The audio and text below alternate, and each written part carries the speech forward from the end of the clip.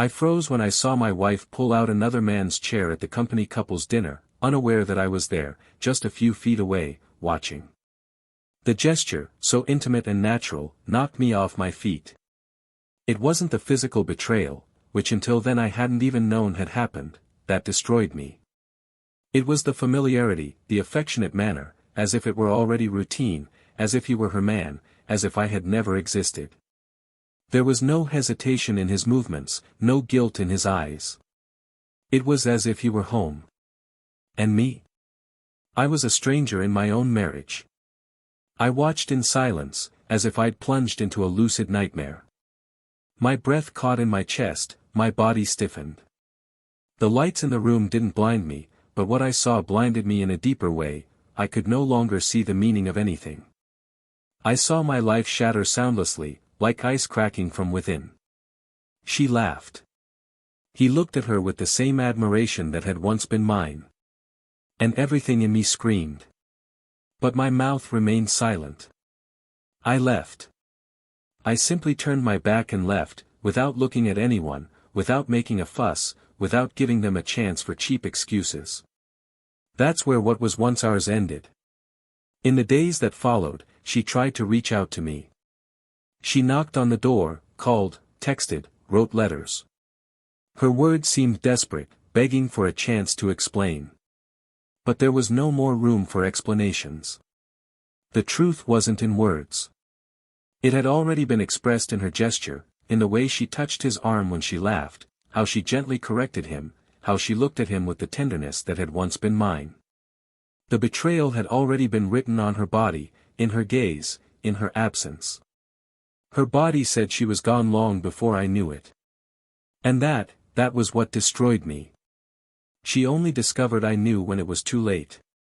When the eyes that once shone for her were dim. When the door that had once been wide open was locked from the inside. When the man she knew no longer existed. The lover, just as he appeared, evaporated. He vanished the moment she tried to turn the mistake into a plan, the illusion into a commitment. Maybe because he never promised anything. Maybe because he was only there for the game, not the consequences. He left through the same door I left that night, but without pain, without love. She was alone. And what remained was the echo of the choices she made. The days passed, and with them came regret. Not the kind that screams, but the kind that whispers softly, at night, in the cold bed. The kind of regret that eats slowly, that makes you revisit every memory as if you could go back in time and tear out your own mistake with your own hands. But it was too late. Time doesn't come back, and love, when it leaves without an answer, rarely returns. I moved on. I broke into 1,000 pieces, but I rebuilt.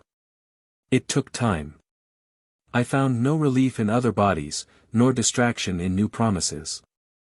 I rebuilt myself alone, little by little, day by day, learning to breathe again without her. And it was in this silent rebuilding that I found a new love. Someone who arrived unannounced, without promising anything, but brought something I'd forgotten existed, peace. A sincere gaze, a complete presence. He didn't ask for proof, he didn't play games. He just stayed. And, in that new beginning, I understood what it truly means to be loved without conditions. When the woman who once swore her love to me returned, knocking on my door with teary eyes and a trembling voice, there was no more pain in me. There was a scar, but no wound. There was memory, but no longing. She cried. She said she had made a mistake, that she had traded what was right for emptiness, that she thought she would have time to make amends. She said I was the love of her life, that nothing made sense without me. I listened. Not for her sake. But for my own. I listened silently, looking into the eyes of the one I had once loved with everything. And then she said, I have forgiven. But forgiveness is not an invitation back. It was there that she understood what it truly means to lose. Because it wasn't just me she lost. She lost her place in my future. She lost Sunday mornings, family lunches, plans to grow old with me. She lost everything we could have been. And the cruelest thing was that no one took her from me. She took herself. With her own hands. With choices she thought were small, but which destroyed everything. The irony is that the void she left me was once the same one that began to occupy her life. But there's no going back for what was broken like that. Time has no rewind button. And love, when it leaves forever, takes with it what was most pure. What she didn't know, what no one knew, is that I, too, had my nights of despair. I also had my moments of weakness. I missed her, yes. I lay on the bathroom floor trying not to scream. I tried to understand what I had done wrong.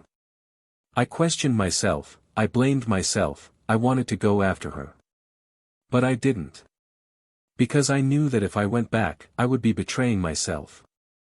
The self-esteem she tore apart that night needed to be rebuilt by me, not her.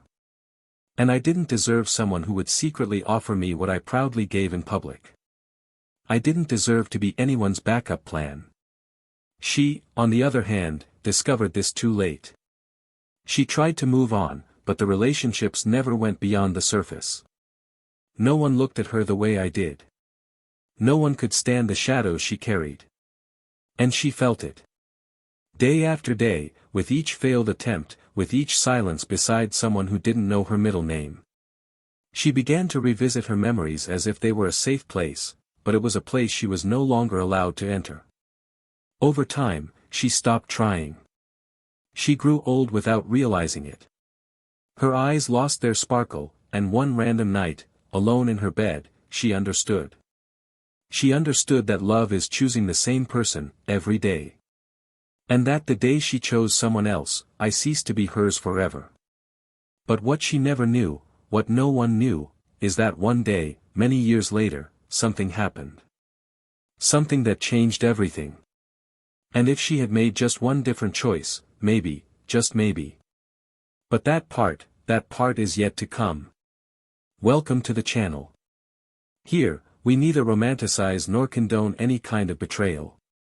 The stories you'll hear are fictional, but they carry painful truths. Betrayal destroys, corrodes, and leaves scars that time cannot erase.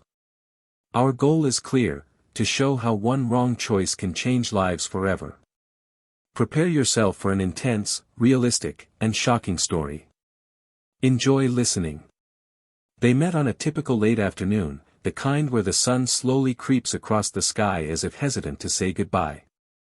They were in the same bookstore by chance, or perhaps not. He, looking for a birthday present for his sister, she, distracted, searching for something to fill the emptiness of lonely nights. There was a gentle weariness in her eyes, as if she'd already lived too much in too little time. He carried a rare lightness in his shoulders, as if someone who'd learned not to demand too much from life, but to be surprised by how little it offers. A stumble between the shelves, a dropped book, an apology accompanied by a hesitant smile. And in that instant, something formed between them, silent but dense, like an invisible thread stitching together two worlds that had never before touched. Her name was Laura. He, Daniel.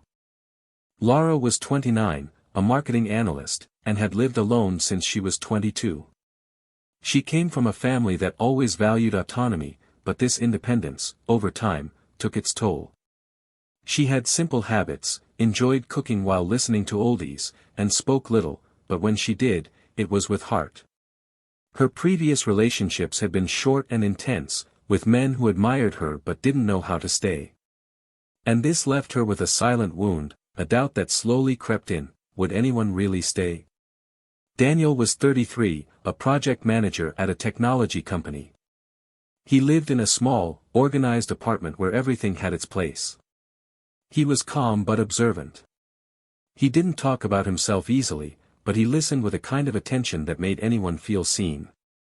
He had a discreet romantic past, an ex-girlfriend who had moved to another country, and since then, he'd decided he would no longer pursue anything that didn't want to last. Their beginning was silent, like waves that arrive slowly before a storm. There were Saturday coffees, unhurried walks, long conversations that never wanted to end. They knew each other's worlds carefully, unhurried to invade, just respectfully touching the edges. Laura was captivated by the way Daniel held the steering wheel firmly and watched the traffic patiently.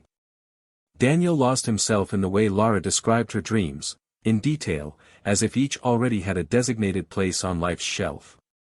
In the first month, everything was discovery. In the third, habit. In the sixth, home. Not the physical home, but the concept. The feeling of returning to someone, of being expected. Their routine was built with small rituals. He made breakfast on Sundays, she organized the week schedule with colorful post-its stuck to the fridge. He knew the days she needed silence. She knew when he wanted to talk, even if he said everything was fine. They were partners. They argued rarely, but when they did, it was intense. Both had strong personalities, but they cultivated care. They knew how to apologize. They learned to admit when they were wrong. And this maturity made everything stronger. Close friends said they worked well together, but outsiders didn't know about the late nights spent resolving differences, the insecurities that arose out of nowhere, the unexplained jealousies that, occasionally, scratched the peace they'd built so hard. But they persisted. Because, deep down, they knew that finding someone who stays is rare. And when you do, it's worth trying. After 2 years together, they decided to live in the same apartment. It was a smooth move, filled with boxes marked with words like our books, our mugs, our mess. The word our took over the house, their routine, their plans. They began saving money for an international trip, considered adopting a dog, and talked, in a lighter tone, about having children. Everything seemed to follow a natural course, as if love, once planted, grew on its own. But not everything that grows truly blossoms. Over time, the small absences began. Meetings that dragged on too long, vacant glances at dinner, conversations interrupted by notifications. Nothing alarming. Just subtle signs that something was beginning to shift. Daniel, always so present, began to have longer days at work.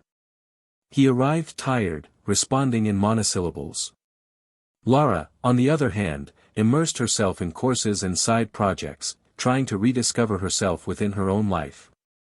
It was as if, without realizing it, each was building their own world, where the other was no longer a protagonist, just a supporting character. They still slept together, still laughed, still hugged. But there was a distance neither dared to name. One Friday night, he arrived late to find Laura asleep on the couch, her laptop on her lap and a cup of tea forgotten on the coffee table. He sat beside her, watching her breathing calmly, and for a moment, wondered when they had stopped truly talking. There had been no breakup, no explosion, no fight to mark the breakup. Instead, there had been a buildup of silence. A slow-motion distancing. And despite this, there was still affection. There was still respect. The love hadn't ended. But it wasn't intact either. Laura understood too. And instead of confronting him, he adapted. He tried to fill the empty spaces with more work, more tasks, more occupations. He started dressing up more to go out, reconnected with old contacts, and started having lunch with coworkers. She wanted to feel alive, noticed. Not because Daniel no longer looked at her, but because she could no longer see herself through his eyes. They began to live in parallel, like two lines that, though close, no longer touched. And at the same time, there were still signs of love everywhere, in the souvenirs hanging on the walls, in the lovingly prepared favorite dishes, in the messages left on the mirror on difficult days. But love, no matter how strong, cannot survive alone. It needs presence, renewal, choice. Every day. The truth is, no one realizes the exact moment they begin to lose each other. Everything happens in fragments. A half-hearted okay. A good night without a kiss. A let me know when you get home that's no longer said. And it was in this silent rhythm that the bond between them began to weaken. Not for lack of love, but for lack of presence. And perhaps also for pride. Because love is also recognizing that something is wrong and having the courage to talk about it. But they remained silent. Afraid of disturbing. Of provoking. Of hearing something they didn't want to hear. Even so, from the outside, they seemed like the ideal couple. Present at birthdays, friendly at social gatherings, complicit in the small decisions of everyday life. But at home, when the guests left and the silence returned, there was a longing in their eyes that no one saw. A longing for a time when everything was lighter. For a time when they laughed at anything. For a time when they looked at each other as if they were all they needed. That time still lived in their memories. But it no longer lived in the present. Daniel, distant as he was, still tried. He felt something slipping through his fingers, but he didn't know how to hold on. He thought giving space was the best way to respect it. He didn't know that space would become an abyss. Lara, for her part, felt something was about to change, but she couldn't tell if it was in herself or in the other person. She missed being desired, admired, chosen every day. And worst of all, she no longer felt needed. And this feeling of being nothing more than a replaceable part slowly eroded her confidence. There was still love, yes. But a tired love, one that carried more memories than plans. And perhaps that was the root of the silent pain, knowing you still love each other, but no longer able to find the way back. They were side by side, but each lost within themselves. And somewhere along that path, between routine and absence, between silence and pride, something began to break. What happened next, what would shatter once and for all what was still holding together with effort, had yet to be revealed. But it was already being constructed. In every small choice. In every renunciation of dialogue. In every averted glance. In every forgotten gesture. And the story, like so many others, was heading toward a point of no return. Even if neither of them knew it yet. In the months following Daniel and Lara's change in routine, the couple's life took on a more mechanical tone, automated by commitments, deadlines, busy schedules, and a silence that only grew louder, even with the house filled with two people. Complicity was replaced by a cordial coexistence, and the days stacked up like pages on a calendar that offered no pause for reflection. She would wake up early, get ready carefully, and spray his favorite perfume, but he no longer noticed. He would come home late, tired-faced, seeking refuge in the television or in household chores, as if the mere thought of talking were exhausting. There was kindness, there was still affection, but they were becoming two strangers living under the same roof. Lara began to hang out more with her coworkers. Initially, it was casual dinners after long meetings, quick coffees, lunches outside the office. In the beginning, she would tell Daniel everything, comment on their conversations, laugh at situations, and try to share. But over time, she noticed that he listened out of obligation, that his attention was partial, and he often didn't even remember what she'd said the day before. So she stopped telling him. She kept it to herself. And it was in that quiet, internal space that something began to change. One of her colleagues, Andre, began to stand out from the rest. He was kind, witty, attentive. And, above all, present. He commented on details she hadn't even realized she'd mentioned, praised her work sincerely, and laughed heartily at her jokes. He looked at Lara as if she were interesting, as if she had something to say. And she, so hungry to be heard, began to let herself be drawn in. It wasn't sudden. No betrayal begins abruptly. First came the lingering glances, then the conversations that extended beyond work hours, the out-of-context text exchanges, the discreet compliments, the unintentional touches. Lara knew she was crossing a line, but she justified it to herself as harmless, as an escape, as a relief from the loneliness she felt within her own relationship. And the further Daniel withdrew, the closer Andre grew. Daniel, meanwhile, immersed in his responsibilities and a kind of emotional torpor, began to notice a subtle change in his wife. She was more distant, less patient, more evasive. Her responses were clipped, her schedules became more imprecise. But he avoided confrontation. Perhaps out of fear of what he would find. Perhaps because he believed it was just a phase. He tried to compensate with isolated gestures, flowers on a random Wednesday, an impromptu dinner, a note left on the mirror. But the gestures, though sincere, no longer found room to flourish. Lara welcomed him politely, with a gentle but unmoved smile. And Daniel sensed it. He felt that, somehow, he was no longer a central part of her life. There was a weekend when she said she was traveling to a marketing workshop in another city. He believed her. He trusted her. He spent the weekend alone, trying to gather his thoughts, do something productive, reminisce about the good times. She returned Sunday night, tired but strangely light. She brought a keychain as a souvenir, kissed him on the cheek, and told him superficially about lectures and colleagues. Daniel listened attentively, but there was an unease in the depths of his consciousness, a nagging feeling that something was off. And yet, he said nothing. Because there was still love. And true love, sometimes, chooses to trust even when everything says otherwise.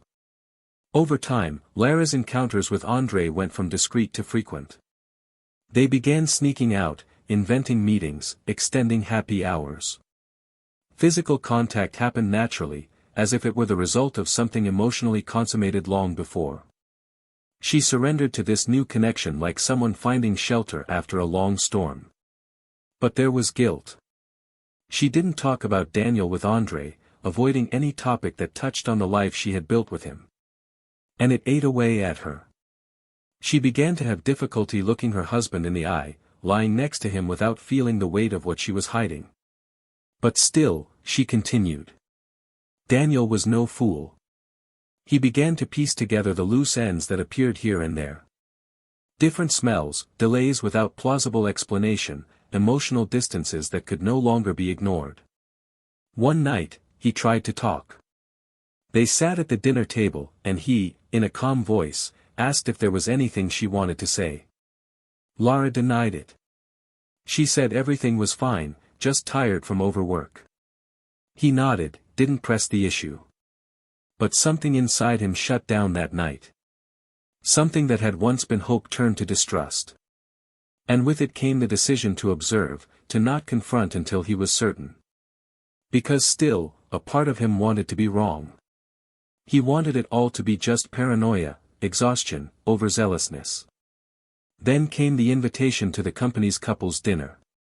A formal event, complete with formal attire, good food, and long speeches. Daniel hesitated, but Lara insisted. She said it would be important to her, that she wanted him to get to know his colleagues better. He accepted, more because of her look than her words. He chose a suit and carefully adjusted his tie, something he hadn't done in a long time. They arrived together but entered separately. She went first, with the company group. He arrived later, claiming a meeting that ran long. And perhaps it was this time between arrivals that allowed what was about to happen. The room was full, warmly lit, and tastefully decorated. Daniel was walking between the tables, searching for the company group, when he stopped. A few feet away, Lara was there. But she wasn't looking for him. She was smiling, setting the table, and in a gesture so intimate and subtle it was almost imperceptible, she pulled out a chair for a man who was approaching. He smiled at her with a familiar look. And she smiled back. It was a smile Daniel knew well. But one he hadn't seen in a long time. The man sat down, touched her arm naturally. She continued talking, laughing, fixing her hair. As if it were the most comfortable place in the world. And Daniel? He stood there, his heart crushed in his chest, his soul screaming silently. There were no words for what he felt. It was like watching his life being lived by someone else, in a setting where he was no longer welcome. There was no fuss. There was no scream. He simply turned around and left, as if he understood, once and for all, that he no longer belonged. He walked to his car, started the engine with trembling hands. The drive home was a blur of headlights and thoughts. Once there, he removed the photos from the shelf, packed objects into boxes, turned off the lights, and sat on the living room floor. For the first time in a long time, he cried. Not out of anger. But out of grief. He cried for the life he'd built with her. For the Sundays that would never return. For the love he couldn't hold on to. For the absence of what should still exist. That night, Laura arrived late. She found the apartment dark, the silence even heavier than usual. She called out to him. There was no answer. She entered the bedroom and saw that her things were gone. In the bathroom, his toothbrush was gone. The closet was empty. On the bed sat a single box filled with old letters, mementos, small objects that told a story that was now officially over. There was no note. There was no explanation. Just emptiness. And it was in this emptiness that she realized something much greater had been lost. And what she didn't yet know was that what came next would be even more devastating. Because the true weight of the choices we make isn't revealed immediately. It waits. Waits for the right moment to fall hard.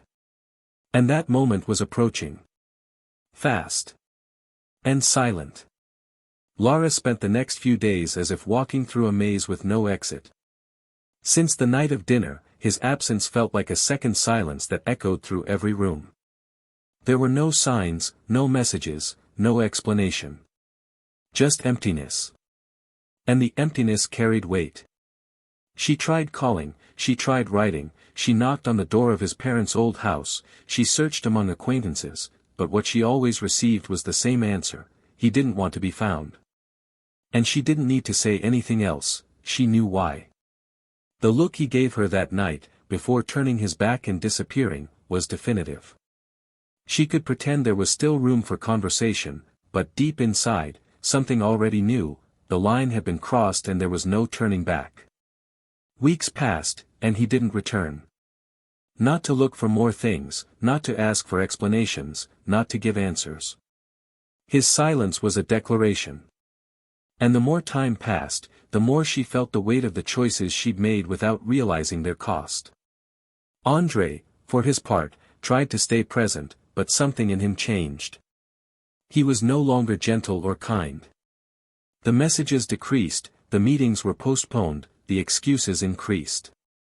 Laura, who had felt so alive in his arms, now found herself insecure and disconcerted by his gradual distancing. It didn't take long for her to understand that what had seemed intense was just a temporary reflex. She tried to force meetings, tried to talk, tried to salvage something that might never have been real. And one morning, when she texted him to say she missed him, she received a simple reply: "I think we should take a break." There was no fight, no goodbye. He simply disappeared. And that's when she truly fell apart. It was as if she'd woken from a trance. She looked around and everything was devastated. The home she'd built was gone. The man who loved her was gone. And the other man, the one she thought was her escape, left her without even a backward glance. For the first time in a long time, Laura had nowhere to run. Daniel's silence wasn't just absence, it was a wall. And the more she tried to break through it, the more she understood she was on the outside, with no way back. She spent weeks reliving every scene, every conversation, trying to pinpoint the exact moment she lost everything. And the truth was cruel: she didn't lose, she gave it away. With her own hands, without realizing that what seemed harmless was destructive. Daniel's life, on the other hand, took an unexpectedly calm turn. He decided to distance himself from everything. He took vacations, traveled to places he'd never been before, and developed the habit of walking alone in the late afternoons, listening to old songs that had once soothed his feelings. At first, he carried a dull ache, a kind of wound that doesn't bleed but throbs inside. He didn't talk to anyone about what happened, simply allowing time to do what it knows best: move on. It was during one of these solitary walks that he met Camila. A woman with a discreet smile and eyes that demanded nothing.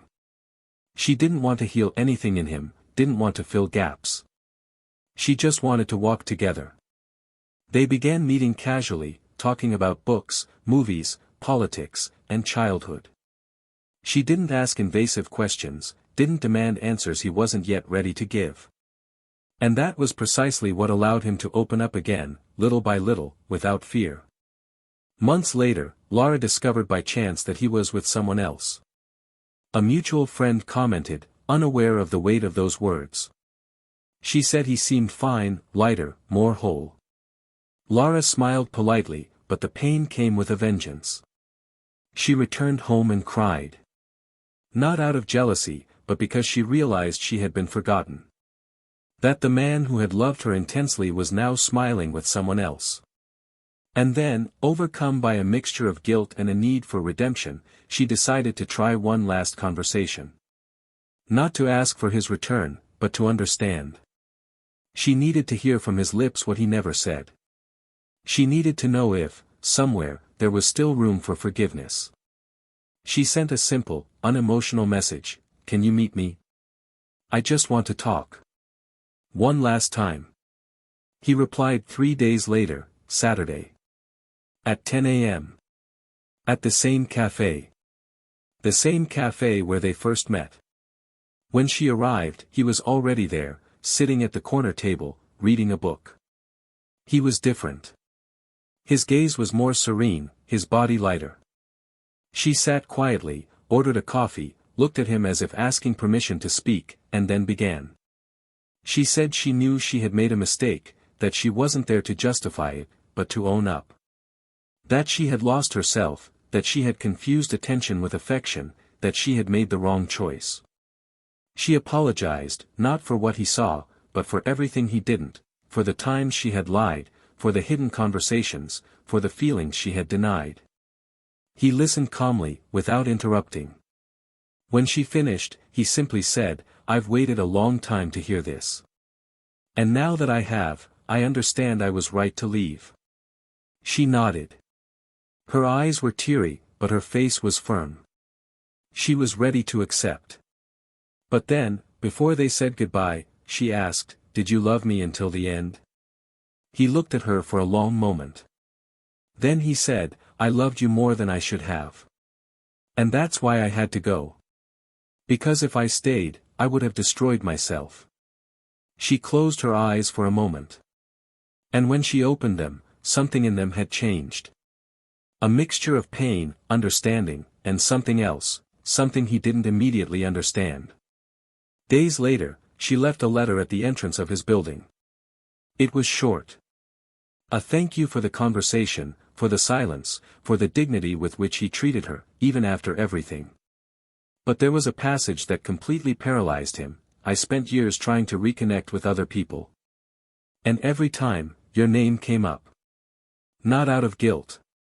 But because no one has ever loved me like you. And no one ever will." He read it silently, closed his eyes, and felt a lump in his throat. It wasn't anger, nor resentment. It was pity. Because she understood too late. But the real turning point would come weeks later. Daniel was with Camila, on a random late afternoon, when he received a message from an unknown number. It was a video. No captions, no context. He hesitated to open it, but something compelled him. When he pressed play, he saw Laura, alone, sitting in front of a camera, visibly shaken. She began by saying she needed to tell him something she'd been keeping inside for a long time, something no one knew. She talked about the time she spent after the breakup trying to make sense of it, trying to understand why she destroyed the most beautiful thing in her life. And then, with a choked voice, she confessed that throughout their relationship, Daniel never knew, but there was more. Much more. She said that, some time before the betrayal, when things between them began to cool, she considered breaking up. But she didn't have the courage. And in that period of doubt, she started going out alone, visiting places she used to go with him. It was in one of these places that she reconnected with an old friend from her childhood. Someone with whom she'd always had an unresolved connection. They'd started seeing each other in secret, long before Andre came along. And she confessed, with tears in her eyes, that the first kiss she'd betrayed Daniel with wasn't with her coworker. It was with that friend, months earlier. She said she never told him because she thought she could erase it, that by convincing herself it meant nothing, she could save what they still had. But that was the beginning of everything. That's where she lost herself. She said she didn't have the courage to confess when there was still time, and when she saw him leaving after dinner, she knew it was too late. Daniel stood motionless before the screen. The words echoed like gunshots. Not out of anger, but because she had buried something within him that he thought was already resolved. She hadn't betrayed him once. She had betrayed him twice. And the first time, she had hidden it completely. By choice. By cowardice. And that hurt more than the act itself. It was the certainty that, even when she pretended to love, she was lying. He hung up his phone, looked at Camila, and, for the first time since, wept silently. But not for Laura. He wept for himself. For the innocence of those who believe until the end. For the kindness of those who give everything and receive fragments. For the pain of knowing they loved themselves more than they were loved. And as the video ended with her face covered in tears and the confession hanging in the air, he just understood, with the clarity of a thunderclap, everything he experienced with her was real, but only on his part. Daniel didn't reply to the message. He didn't call, he didn't write, he didn't ask for an explanation. Not because I was indifferent, but because, at that moment, any response would have been a scream. And he didn't want to scream anymore. He wanted silence. He wanted to protect what still existed entirely within him. He saved the video in a hidden folder on his phone, not because of the content, but because he didn't know if he could bear to watch it a second time. I couldn't understand why she decided to reveal this now. Perhaps she thought that by opening up, she would alleviate her own guilt. Perhaps you expected him to recognize courage where there was only belated cowardice. But for him, every second of that video was another shovel of dirt on the past. It was a final farewell. Not to the woman he once loved, but to the idea he still had of their shared experience. Watching the confession, what died wasn't the feeling, that had already been buried, what completely vanished was the doubt. The doubt that, at some point in history, he could have done something different to save them. Because now he knew there was nothing he could have done. She was gone long before he realized it. In the days that followed, Daniel avoided talking to Camila. Not out of fear, but out of respect. She had entered his life at a time of rebuilding, and he didn't want to bring into the present the wreckage of a past that insisted on surfacing even when he was no longer invited. But Camila felt it. She sensed something unsettling him, that there was a silence between one sentence and the next, a hidden emptiness in his eyes.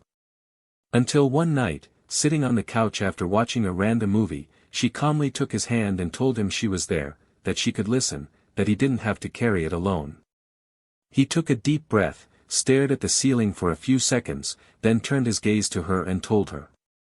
No graphic details, no accusations, just the truth, the video, the confession, the hidden time, the omission. Camila listened without interrupting. When he finished, she said nothing. She just hugged him. A long, firm hug that neither asked for explanations nor promised solutions. And in that gesture, Daniel felt something he had never felt with Laura, security. Yet, even with this support, there was a restlessness in his chest that wouldn't go away. It wasn't anger, it wasn't hurt. It was something deeper, a need to end this with dignity, not with thoughtless words or empty messages. He wanted, for the last time, to look into Lara's eyes and give her back everything he'd kept silent, the questions he'd never asked, the answers he'd never had the courage to demand, the feelings he'd swallowed to avoid conflict. He didn't need her anymore, he didn't want to rekindle anything. But he needed to hear himself speak. He needed to close the cycle by facing head-on what had once been everything. He arranged to meet her in a park they used to visit when they first started dating. It was autumn, the leaves were falling with an almost poetic slowness, and the wind carried a lightness that contrasted with the weight of what was about to be said. When Laura arrived, her face bore an old weariness, as if she hadn't slept in days. Her eyes searched for some trace of the man she'd known, some remnant of kindness, of tenderness.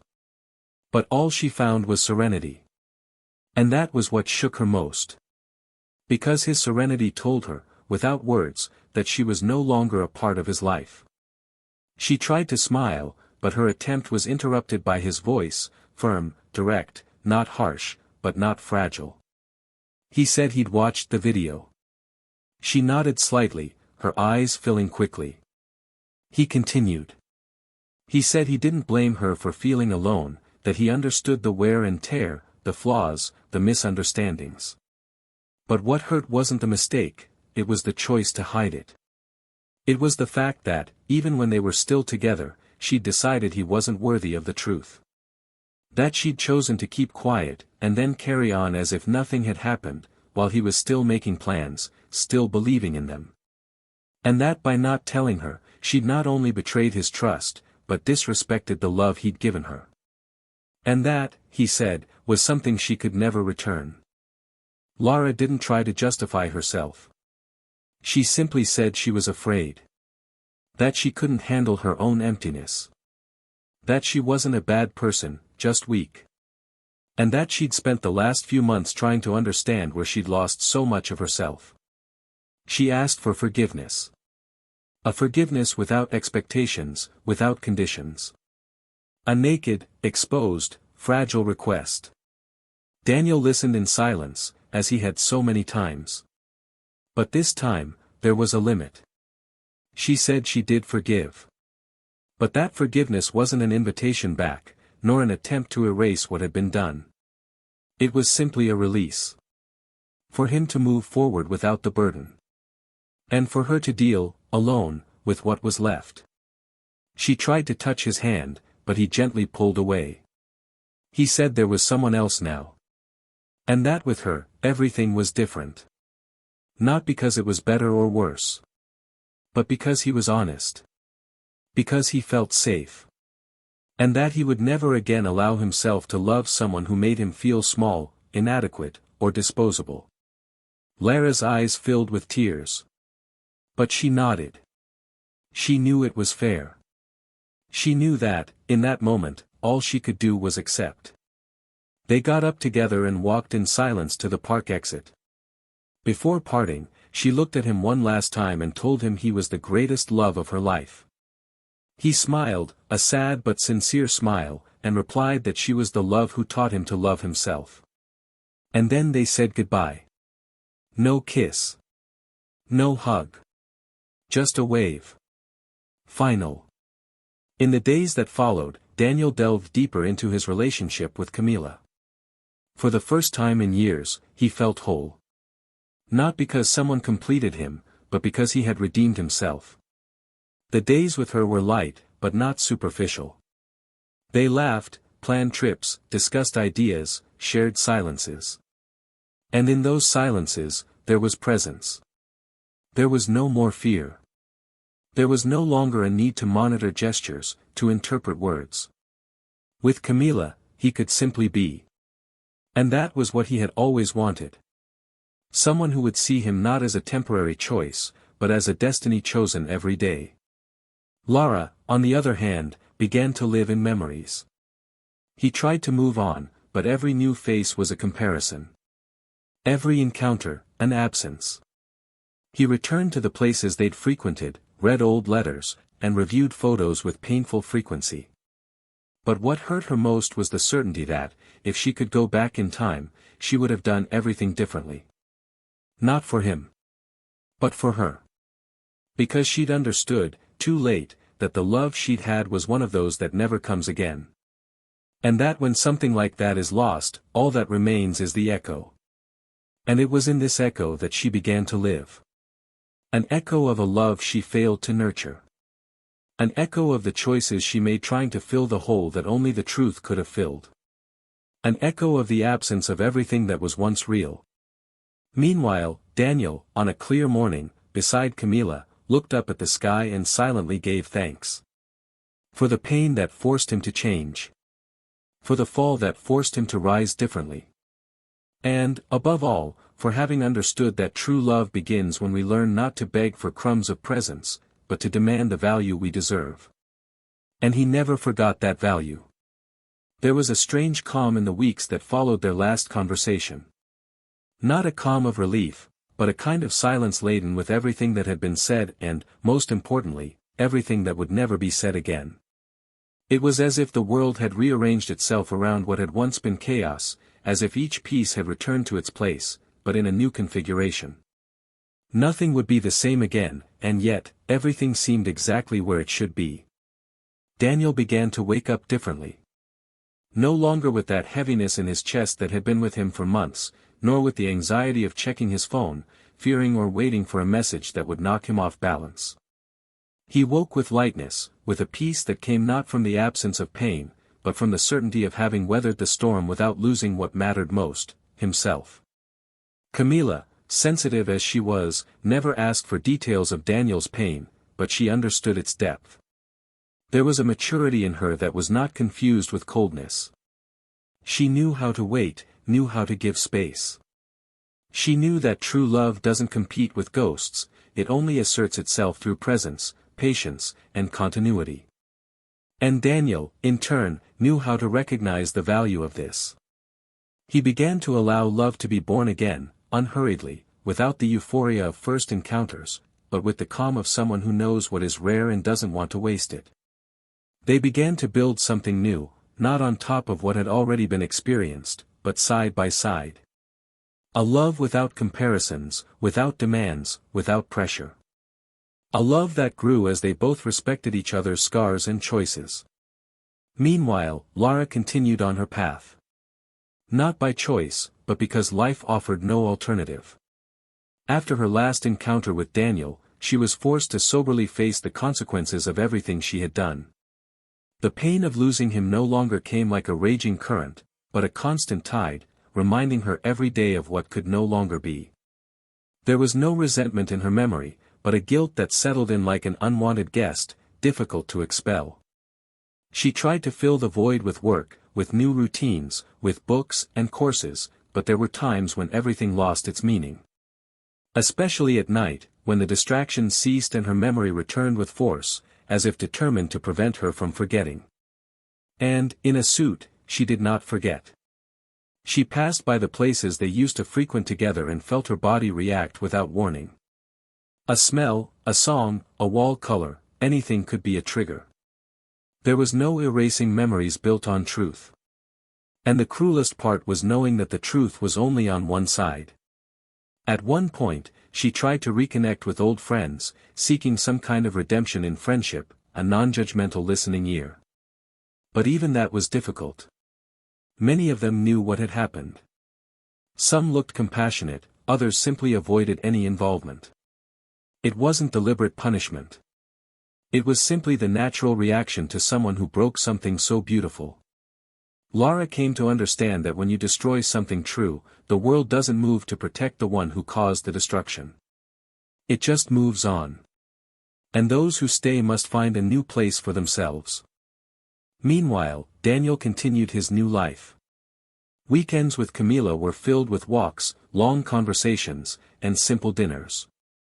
The relationship was in no rush to prove anything. It was a slow build, based on daily choices. And there was something there he hadn't experienced in a long time, emotional stability. He didn't have to worry about whether she would return, whether her feelings were genuine, or whether he was being compared to someone else. He was loved for who he was, not for what he represented. And that made everything feel more solid.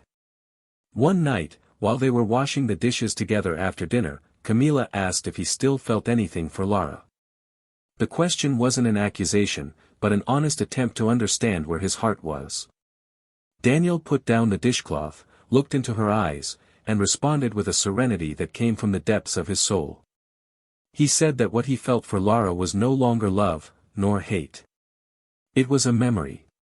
A memory that carried pain, yes, but that no longer held him back.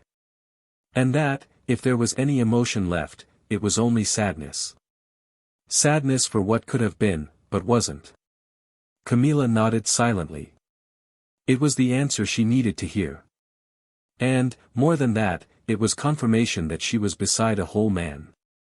But Daniel's peace would be tested once again. An unexpected invitation arrived in the mail, a farewell ceremony for a mutual colleague, someone he and Lara had bonded with throughout their relationship. It was a discreet, private event, without formalities. Camila didn't know most of the people involved and, respecting Daniel's previous relationship, suggested he go alone if he felt he should be there. He hesitated, thought for days, but ultimately decided to go. Not for Lara, not for the past, but because part of moving on is also facing our ghosts without allowing them to control us. Arriving there, he was welcomed naturally. There were smiles, hugs, looks that showed respect. No one brought up the subject of the breakup.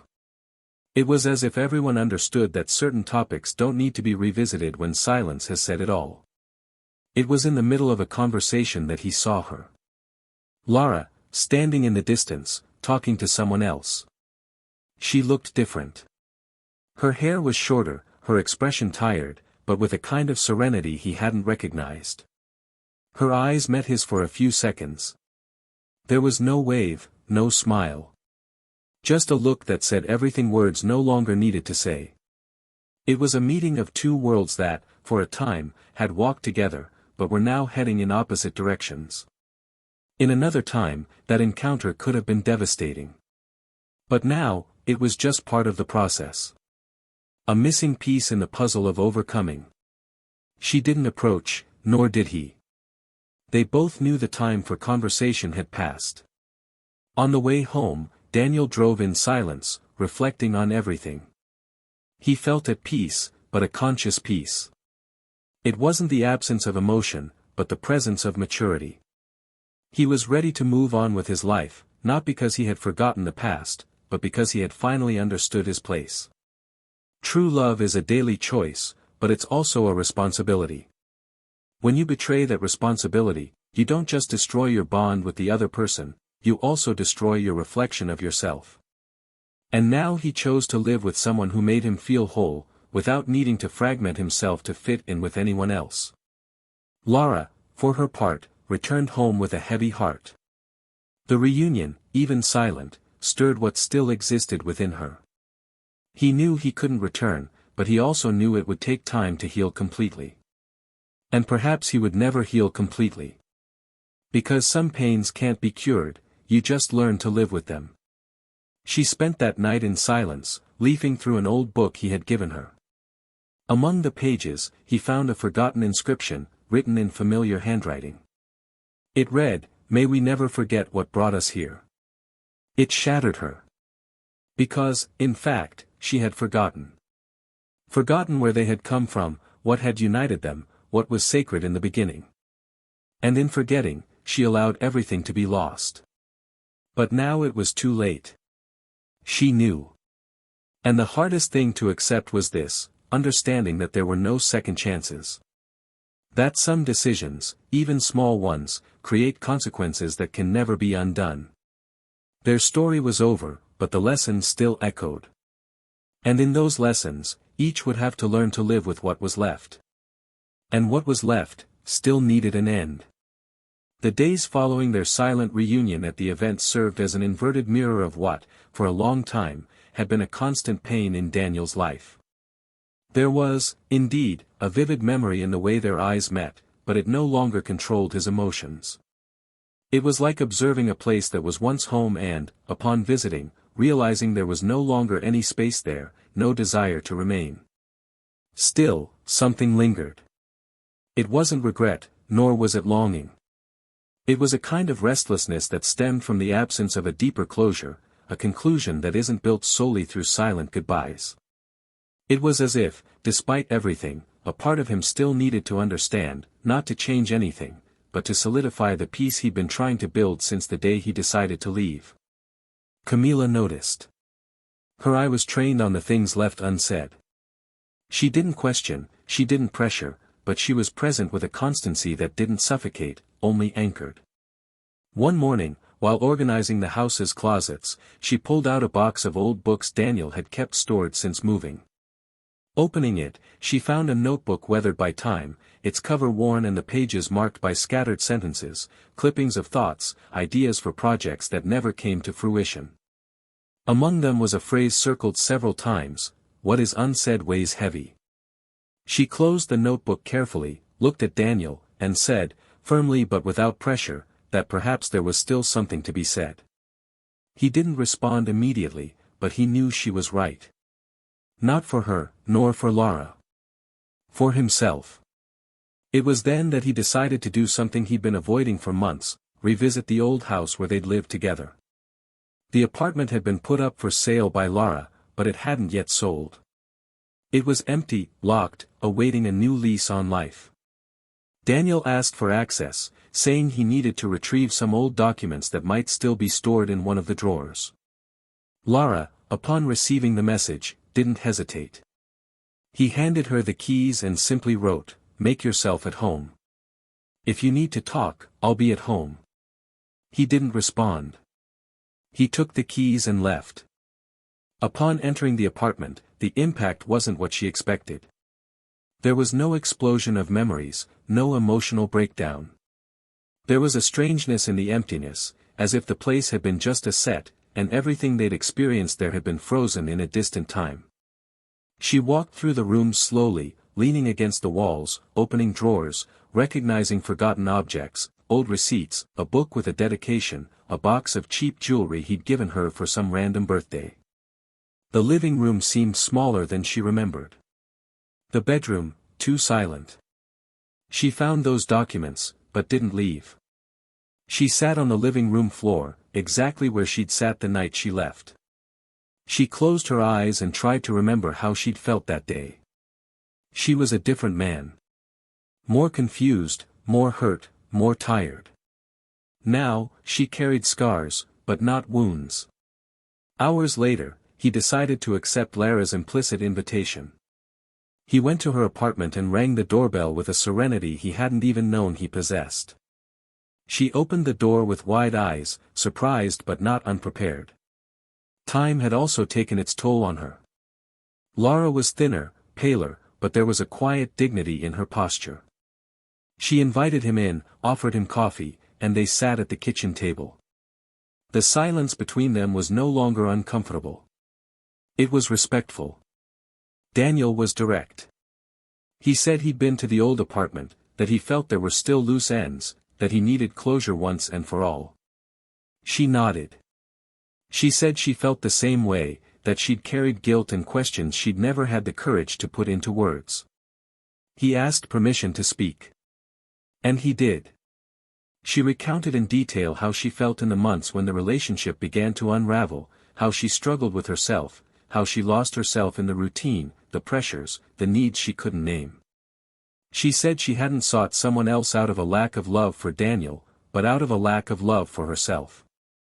And that this wasn't an excuse, just an observation. Daniel listened in silence. Then he spoke. He said he no longer needed explanations, that the past no longer had the power to hurt him, but that hearing that, with honesty, brought a clarity he hadn't known he needed. He talked about the video, about the second betrayal, about the pain of realizing he'd been deceived for longer than he'd imagined.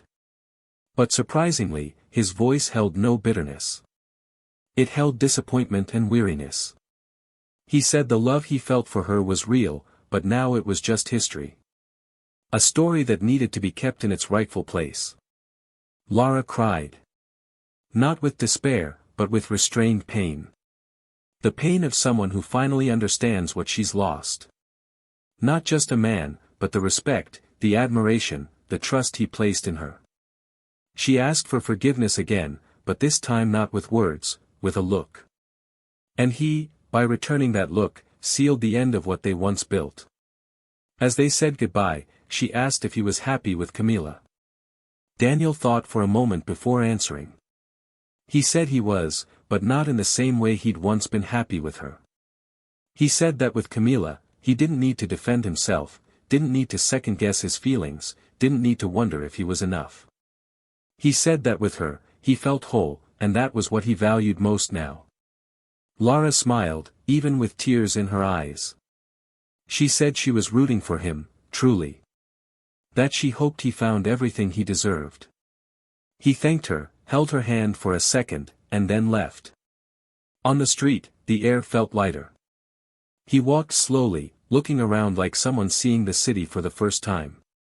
He called Camila and told her he was coming back, that he needed to see her.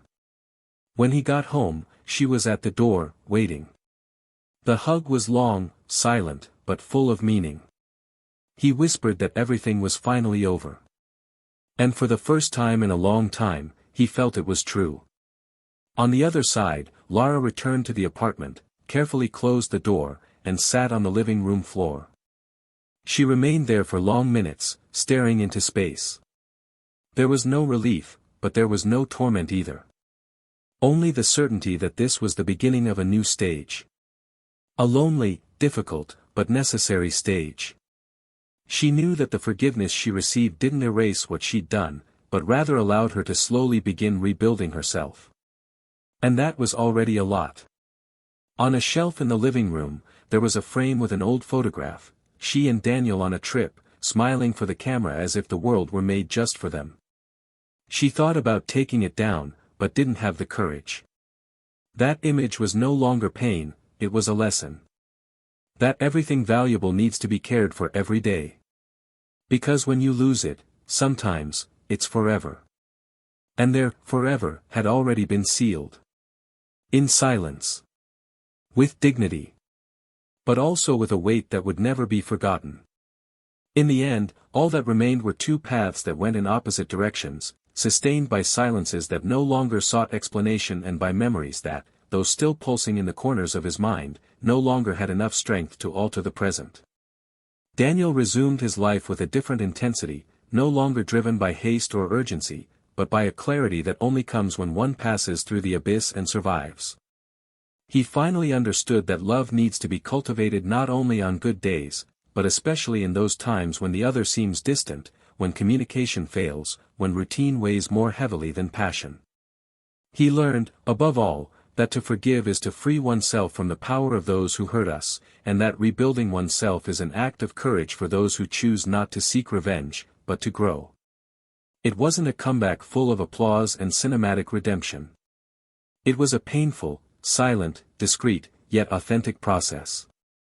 With Camila, he built a new story, made of small daily choices, frank conversations, and respectful pauses. She didn't have to be everything Lara wasn't. She just had to be herself. And that was more than enough.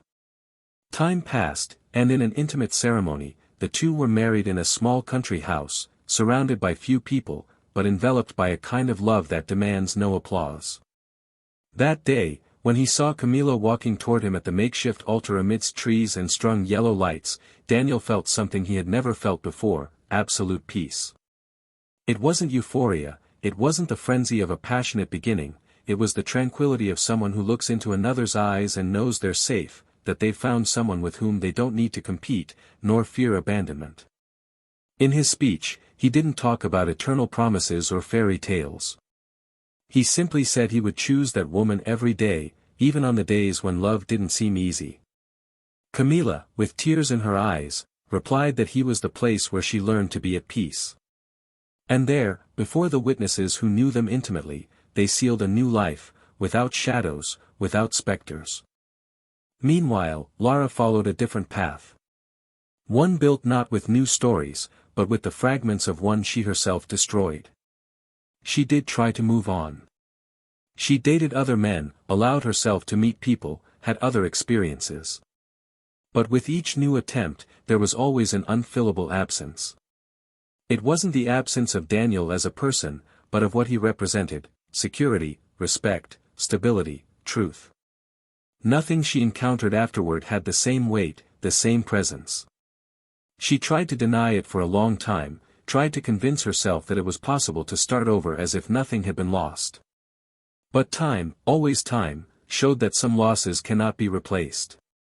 They are like emotional amputations. We move on, but always missing something that was once a part of us. It was on a gray afternoon, returning home after an exhausting shift at a new job she had struggled to secure, that Lara stopped in front of a store window and saw her reflection. Not a physical one, but something deeper. The reflection of someone who had lost something essential and now no longer knew how to get back on her feet. She felt a loneliness ache in her chest, a loneliness she hadn't felt in months. For the first time, she didn't try to escape it. She went home, turned off her cell phone, sat on the living room floor, crossed her arms over her knees, and cried. A long, silent cry, but with the pain of someone who finally understood the true weight of her actions. After that day, she began a true process of reconstruction. Not to please anyone, not in an attempt to recapture the past, but to rediscover the part of herself she had lost long before Daniel left. She began therapy, began writing, sought spiritual help, read about guilt, forgiveness, and self-knowledge. It took time. She fell several times. But little by little, she was able to breathe again. No rush, no shortcuts. He finally understood that it's not enough to regret, you have to accept the consequences. And more than that, learn from them. She no longer attempted contact. Not because she stopped feeling, but because she respected the silence they had both built with such difficulty. There was now a painful maturity in her gaze. He knew Daniel was no longer part of his future. And this was no longer a punishment. It was simply reality. Over time, he stopped looking for what he had lost in others. He began to search within himself for the woman he never knew she was. And even without applause, without witnesses, without grand gestures, Lara began to rebuild her story. A story in which self-love was no longer forgotten in the name of illusions. A story in which she learned that the truth, no matter how harsh, will always be more worthy than any comfortable lie. And so, each went their own way. Daniel, with the peace of someone who knew how to withdraw in time. Lara, with the weight of someone who learned too late the value of choices. And between them, the past remained, a book that was closed, but that will never be forgotten. Because there are stories that shape us, even when they end. Stories that never begin again, but leave lessons for a lifetime. If you've made it this far, please leave your thoughts on this story in the comments. We'd love to hear your thoughts. And if you haven't subscribed to the channel yet, subscribe now to hear more impactful stories like this one. Remember, cheating doesn't just destroy relationships, it destroys trust, love, family, and the future. It doesn't matter if it starts with a flirtation, an innocent message, or a casual encounter, everything built on love demands responsibility. Infidelity may seem like an escape, but it's often a sentence that condemns not only the other person, but also yourself. And there won't always be a second chance. This channel will never support any kind of betrayal. Our purpose is to show, through fiction, the real pain these choices cause. May this story have touched you, made you reflect, and perhaps prevented someone from destroying what can still be saved. Until the next story.